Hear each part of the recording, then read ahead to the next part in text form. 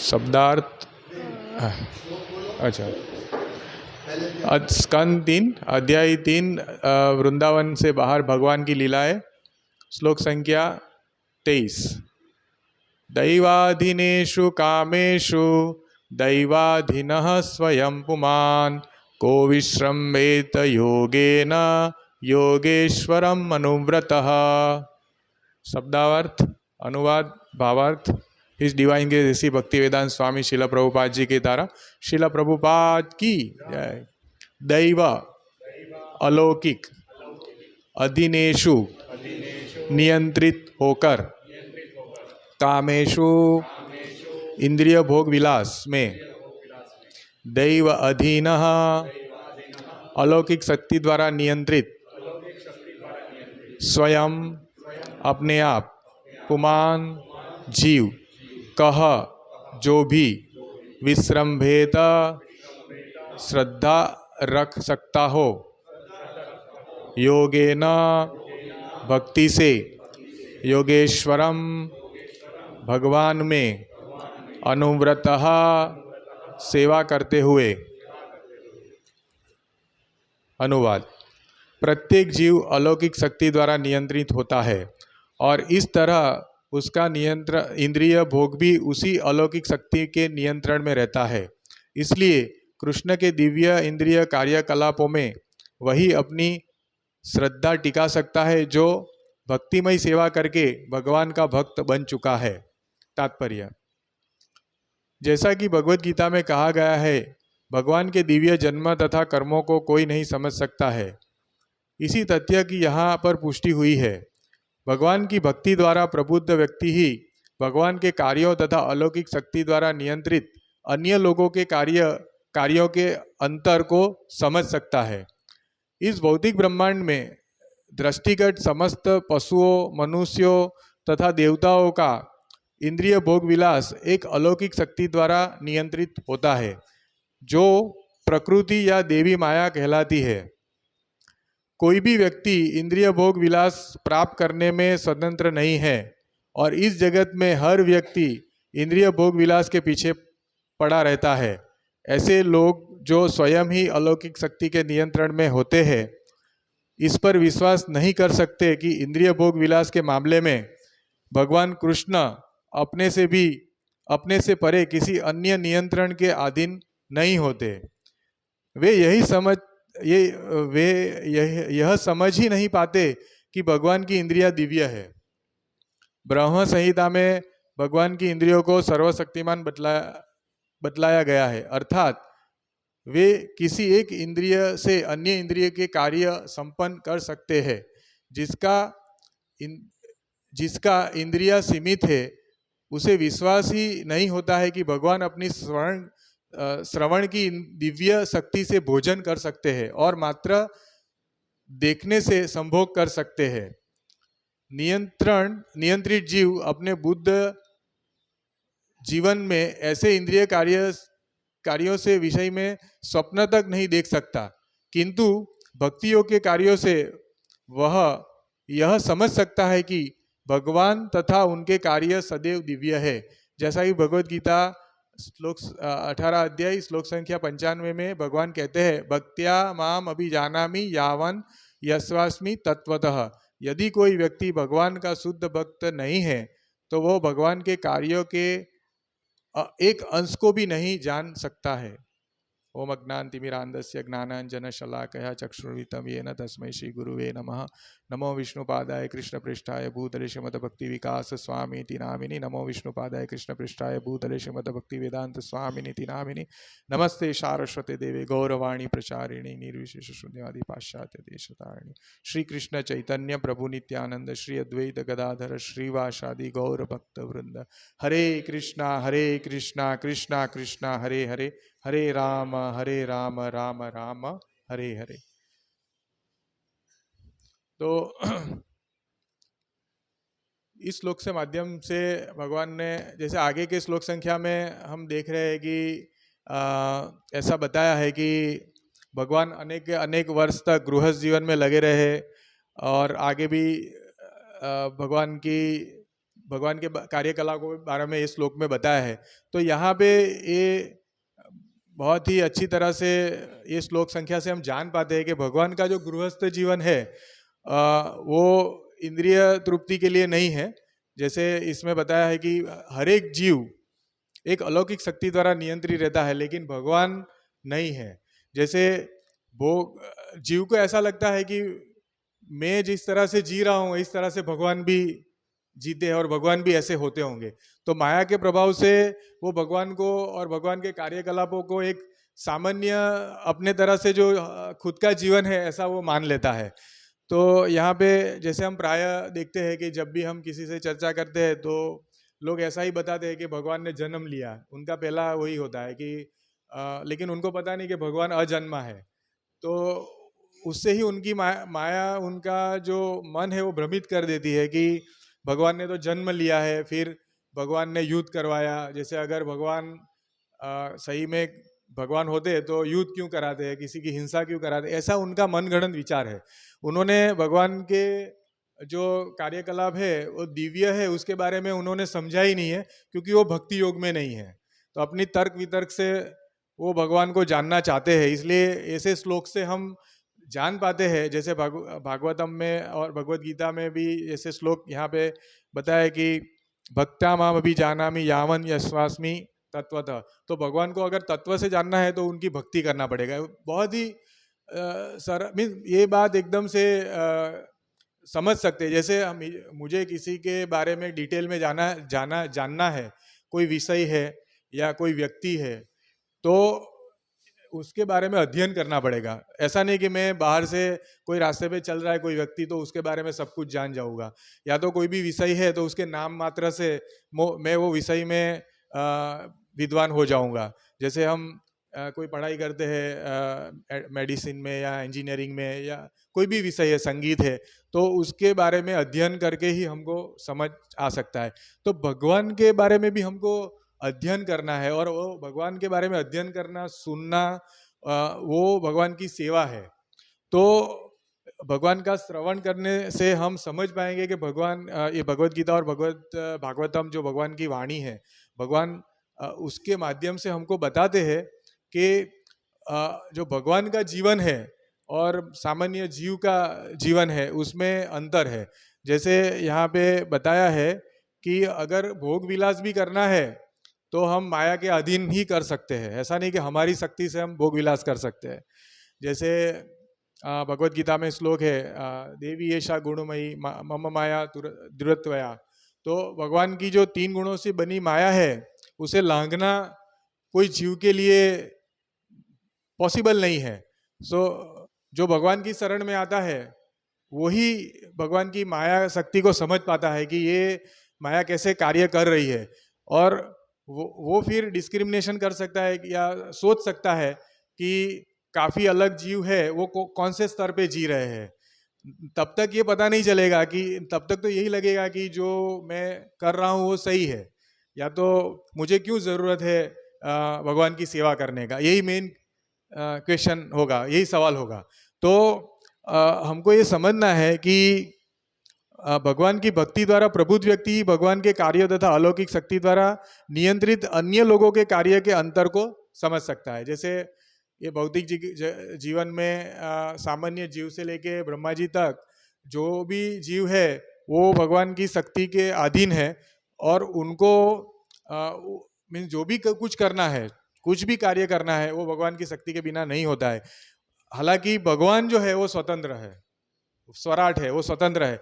तो ये दोनों का जो फर्क है वो उनको तभी पता चलेगा जब वो भगवान की भक्ति में आएगा, और भक्ति में आने के लिए उसको भगवान के बारे में जो अध्ययन करना, श्रवणम कीर्तनम विष्णु पाद सेवनम, भगवान की सेवा, भगवान का अध्ययन और हरे कृष्ण महामंत्र का जप करके वो अपने आप को जब शुद्ध करेगा तभी ये दोनों के बीच में कि जीव की क्या स्थिति है और भगवान की क्या स्थिति है वो समझ पाएगा। तो प्रबुद्ध होगा। यहाँ पे प्रबुद्ध शब्द विशेषण यूज किया है। प्रबुद्ध व्यक्ति जो है जिसकी बुद्धि विकसित है तो वही ये समझ पाएगा। तो ये इस भौतिक ब्रह्मांड में दृष्टिगत समस्त पशुओं मनुष्यों तथा देवताओं का इंद्रिय भोग विलास एक अलौकिक शक्ति द्वारा नियंत्रित होता है, जो प्रकृति देवी या माया कहलाती है। जैसे माया का जो कार्य है, माया शक्ति जो भगवान की बहिरंगा शक्ति है, वो 3 गुण सत्व रज और तमः, उससे पूरा ये नियंत्रित होता है। तो कोई जीव सत्व गुण में है, कोई रजोगुण में है, तमोगुण में है। अभी धीरे धीरे सभी जीवों को स्वतंत्रता मिली है, आंशिक स्वतंत्रता है, कि वो ये 3 गुणों को लांघ के शुद्ध सत्व में जाए। तो मनुष्य जीवन इसी कार्य के लिए मिला है। मनुष्य जीवन में भगवान की भक्ति करते हुए हम ये 3 गुण से परे होकर हम ये सब समझ पाएंगे कि कैसे ये सब चल रहा है। जैसे कोई आदमी सर्कस देखता है या मूवी देखता है, तो उसको ऐसा लगता है कि सब सही चल रहा है, क्योंकि वो इसमें बहुत अपने आप को पूरी इंद्रिया उसमें लगा रहे। इसी तरह हम भी जब भौतिक जगत में हमारी इंद्रिया को लगा देंगे ना, तो हमको ये लगेगा कि ये सब सही चल रहा है, ये सब यही जीवन है, ऐसा लगेगा, क्योंकि हमको उसके परे कुछ दिख नहीं रहा है।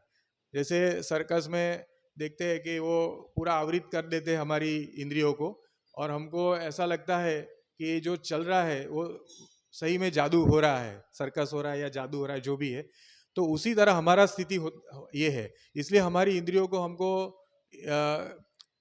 ये समझने के लिए प्रबुद्ध करना पड़ेगा कि हम ये जीव जो हमारा है वो हम आत्मा है, हम शरीर नहीं है, और हम भौतिक जगत के लिए नहीं बने हैं। हमारी मूल स्थिति ये भौतिक जगत से निकलना है, और जन्म मृत्यु जरा व्याधि के जो चक्कर से बाहर कैसे निकले हैं, ये मनुष्य जीवन इसके लिए ही मिला है। तो इसमें हम सोच सकते हैं, बाकी पशु जीवन में हम ये नहीं सोच पाएंगे कि भगवान की इंद्रिय और भगवान का जो कार्यकलाप है और सामान्य जीव का कार्यकलाप है, उसमें क्या फर्क है। अन्य को इंद्रिय में ये नहीं हम सोच पाएंगे, सिर्फ ये मनुष्य जीवन की में ही हम ये सोच पाएंगे।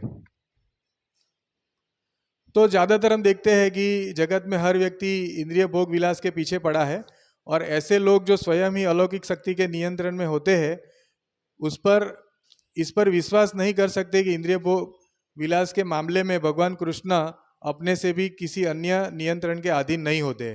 तो मैंने आगे जैसे बताया कि प्राय लोग भगवान को भी एक मनुष्य समझ लेते हैं, और वही बहुत बड़ी भूल धारणा हो जाती है, और उसके कारण उनके कहे गए शास्त्र और उनकी समझ और उनके ज्ञान को वो जुटला देते हैं।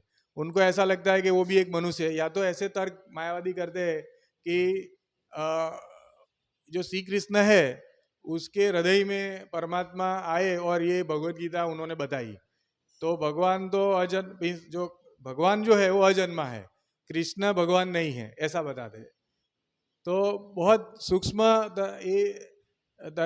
तरह से बता के वो धीरे धीरे भगवान निराकार है उस तरह समझाते हैं लोगों को, है ना। तो लोग ऐसा समझ जाते हैं कि ये जो शरीर रूप में भगवान ने जन्म लिया तो वो भगवान नहीं है, ऐसा उनको समझा के। हालांकि भगवान सच्चिदानंद विग्रह है, जैसे आगे इस श्लोक में बताया तात्पर्य में कि भगवान अपनी सभी इंद्रिया से सभी कार्य कर सकते हैं। अगर भगवान हमारे जैसे शरीर धारण किया होता तो सभी इंद्रिय से वो सभी कार्य नहीं कर पाए। जैसे श्रवण इंद्रिय से, जैसे यहाँ के बताए कि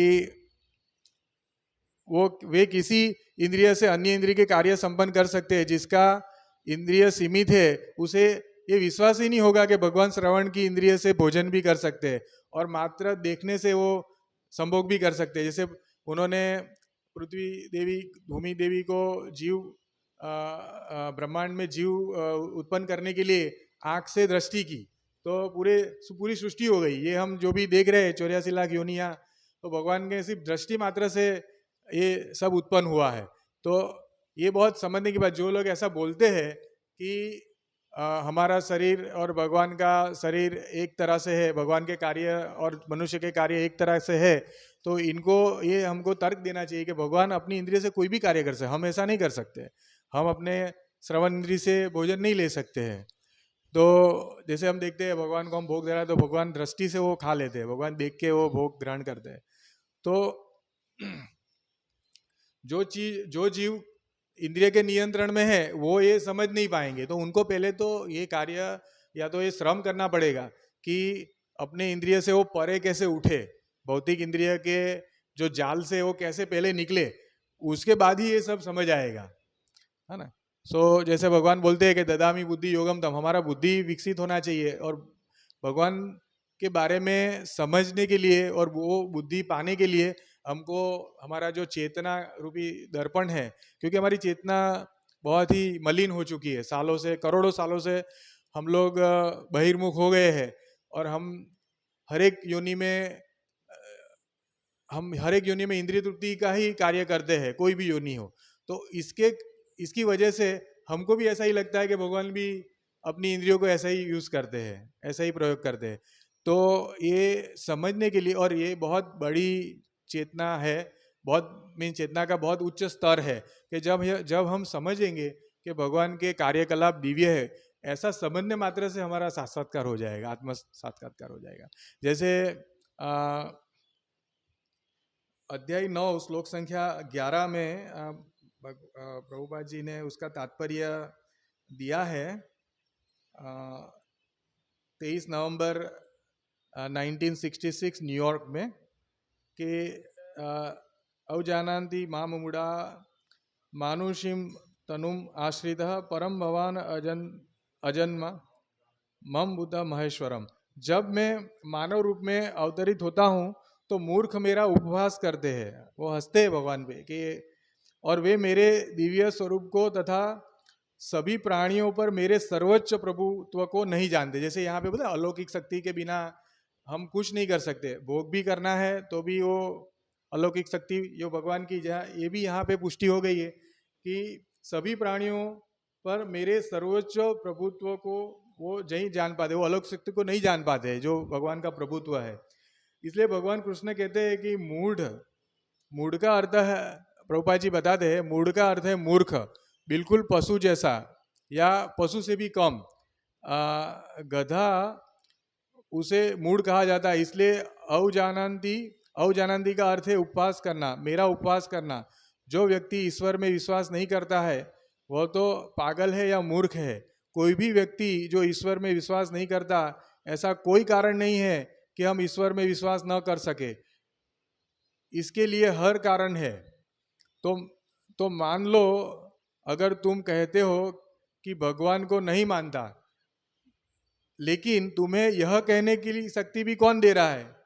हाँ, प्रभुपाद जी बहुत तार्किक रूप से कि भाई आपको हर एक कारण है जिससे हमको भगवान को मानना है, हर एक कारण। जैसे सूर्योदय होता है, हम अगर पढ़ते भी, समझो हम बहुत ही अभी उन्नत नहीं हुए, लेकिन हम देखते भी ये समझ सकते हैं, जैसे जीव की वृद्धि होती है, हम जो खाते हैं उसका लहू में कन्वर्जन होता है, जो गाय है वो घास खाती है, दूध बन जाता है। हम लोग को ये देखते भी हमको भगवान की शक्ति कैसे कार्य कर रही है। हम जैसे हमारा थोड़ा सा कुछ शरीर में प्रॉब्लम होता है तो हम बोल नहीं पाते हैं, थोड़ा सा कुछ है ना, जैसे बुखार आ जाता है तो हमारे कैसा हम क्रूश हो जाते हैं, हम कुछ कार्य करने के लिए लायक नहीं रहते। तो ये हमारा सिर्फ अहंकार ही है कि हमको भगवान से दूर ले जाता है, ये जो फॉल्स ईगो बोलते हैं। तो ये प्रभुपाद जी बताते हैं कि ऐसा कोई कारण ही नहीं है कि हम भगवान को जुटला दे या भगवान को न माने, ऐसा कोई कारण ही नहीं है। लेकिन जैसे ही कुछ होता है तुम बोल नहीं सकते, जब सब कुछ बंद हो जाता है तो तुम्हें यह बोलने की शक्ति किसने दी कि तुम यह कहने की हिम्मत कर रहे हो कि मैं भगवान में नहीं मानता? क्या तुम यह नहीं सोचोगे मैं कैसे बोल रहा हूँ, मुझे यह शक्ति किसने दी है? क्या तुम्हारा मतलब यह है कि यह बोलने की शक्ति पत्थर से अपने आप आ गई है? यह शरीर पत्थर के समान ही है, जैसे पंच महाभूत का बना है तो ये भौतिक शरीर पत्थर के समान ही है। जैसे ही सर्वोच्च सत्ता द्वारा बोलने की शक्ति वापस ले ली जाती है, तुम पत्थर के समान वापस हो जाते हो। जैसे हमारा मृत्यु है तो हम मृत्यु शैया पे पड़े तो बोल नहीं सकते, हमारा शरीर वहां होता है तो भी बोलते हैं लोग कि ये तो चले गए। तो हमारी जब ये अलौकिक शक्ति द्वारा हमारी बोलने की शक्ति हर ली जाएगी तो हम वापस पत्थर के समान ही हो जाएंगे। ये शरीर का क्या अर्थ है? जो तुम्हें यह बोलने की शक्ति किसने दी वो इनकार कर सके, मीन शरीर ये इनकार कर रहा है, वो शरीर का कोई कहने का मतलब वो शरीर का कोई अर्थ ही नहीं है, या वो शरीर के शक्ति में ही नहीं है, शरीर की कार्य शक्ति में ही नहीं कि वो भगवान के बारे में ना बोले। वो शरीर बोल ही नहीं सकता भगवान नहीं है ऐसा। और ये भी नहीं, शरीर वो भी नहीं बोल सकता है कि मैं भगवान को नहीं मानता। इसलिए नास्तिक या अविश्वासी, यह अव्वल दर्जे के मूर्ख व्यक्ति ही ऐसे करते हैं। इसके अलावा कोई और कारण नहीं है कि कोई ईश्वर के अस्तित्व को नकार सके। यह बहुत ही सरल तर्क है कि आपको बोलने की शक्ति किसने दी, और अगर वही आपसे शक्ति छीन लेते तो आपका क्या मूल्य। आप कैसे शेखी बघार कर सकते हैं कि मैं ईश्वर में विश्वास नहीं कर सकता हूँ।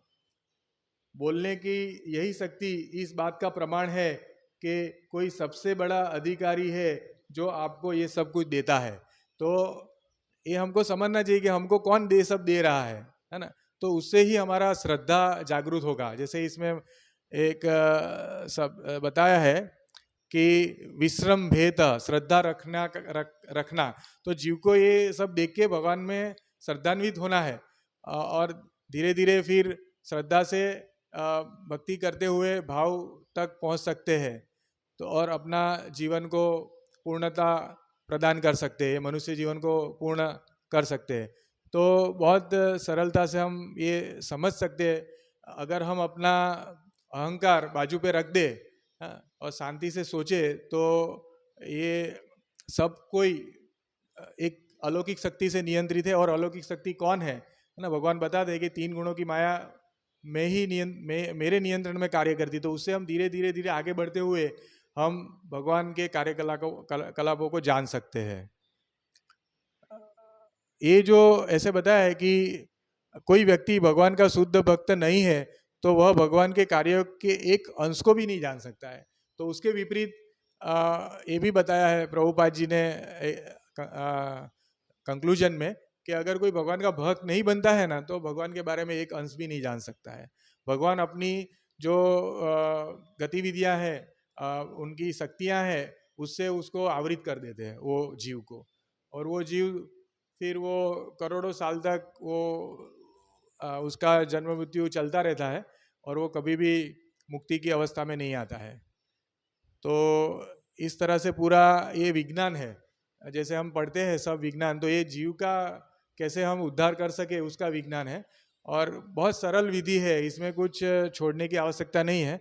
हमको जो चीज़, हम जो भी स्थिति में है, हम भगवान का पवित्र नाम का कीर्तन करते हुए और जो विधि विधानों का पालन करते हुए, जैसे नशा मांसाहार जुआ व्यभिचार का त्याग करते हुए हम धीरे धीरे हमारा चेतना को शुद्ध करेंगे, तो हम भगवान के बारे में जान पाएंगे और वही जीवन का मूल शाश्वत अर्थ है। हरे कृष्ण।